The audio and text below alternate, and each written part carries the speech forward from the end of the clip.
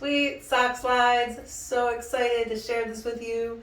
This video is going to be about tucking in with both knees together.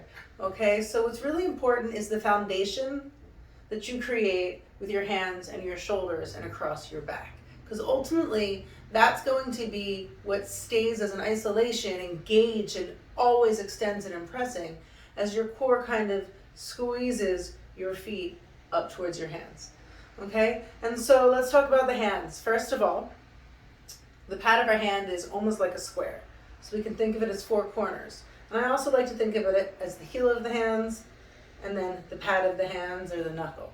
All right, and it's really essential that we find the floor with the entire hand.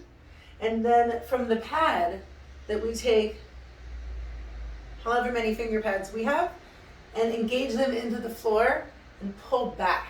So you'll see this kind of thing happening where the fingers bend up a little bit, and that's called spider fingers. And so you're going to make your fingers spider fingers. It really gives us a grip onto the ground, similar to how a spider would grip the ground or that other creatures do grip the floor.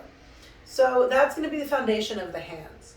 And so from there, we really want to think about straight arms and finding these elbows externally rotating inward. So as we wrap the triceps around, you'll see that the elbow pit goes from facing center, which allows the elbow to bend.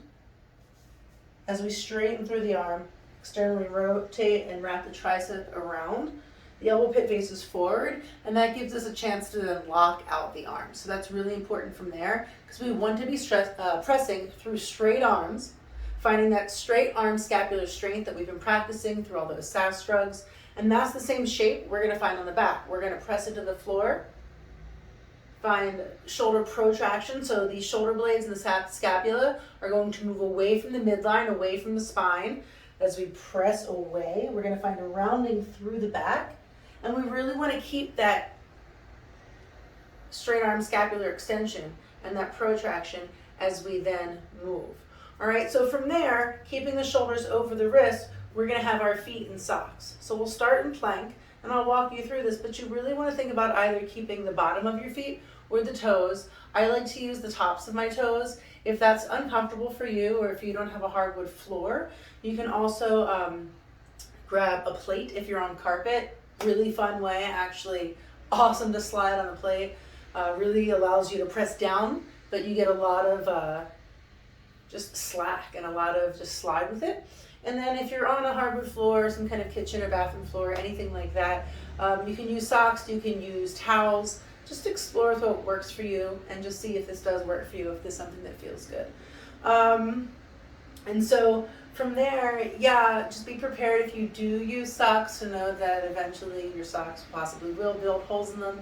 So I do apologize, maybe you put some socks aside just for these drills so you don't use your favorite socks. And then the next thing, then you got your little toesies poking through, and now they're finger socks. Alrighty, so let's find plank pose. All right, and what I want to think about, and what I'm going to be cueing you, is going from this plank, full body integration. We're going to be squeezing the knees forward, thinking about thighs to chest, really keeping this protraction of our shoulder blades and our shoulder and the whole just thoracic spine area. Cool. Plank pose. Shoulders under wrists again. Find four corners of your hands.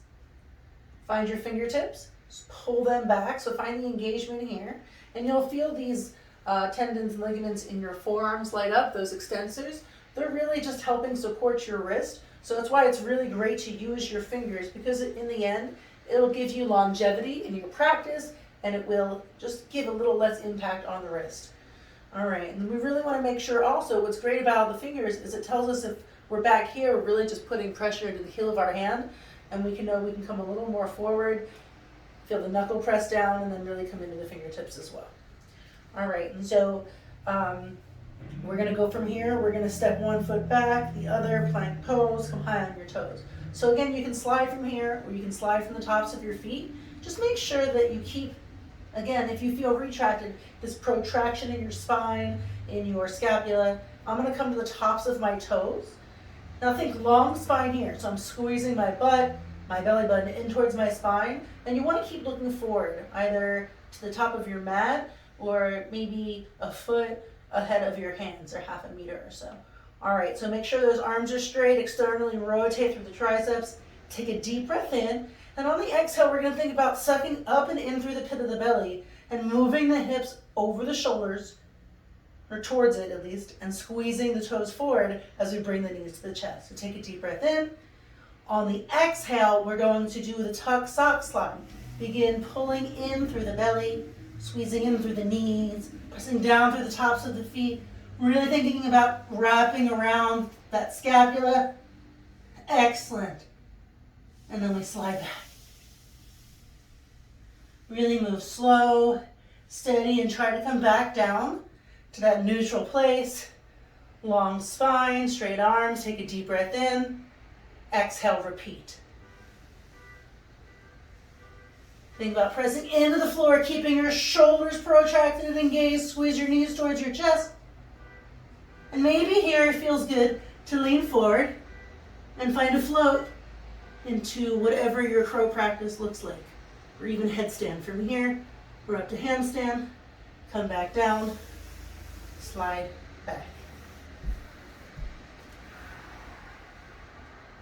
Shake it out, take a deep breath, and take a break before you go into another round or another variation. And that's what you can look for in the progression series and whatnot, is we're gonna have some more training videos of how many of these are good to do in a row and what does this exercise go well with as well. So please holler with questions and let me know how this feels for your body and any modifications or anything that you need so that we can get this working for you. Awesome.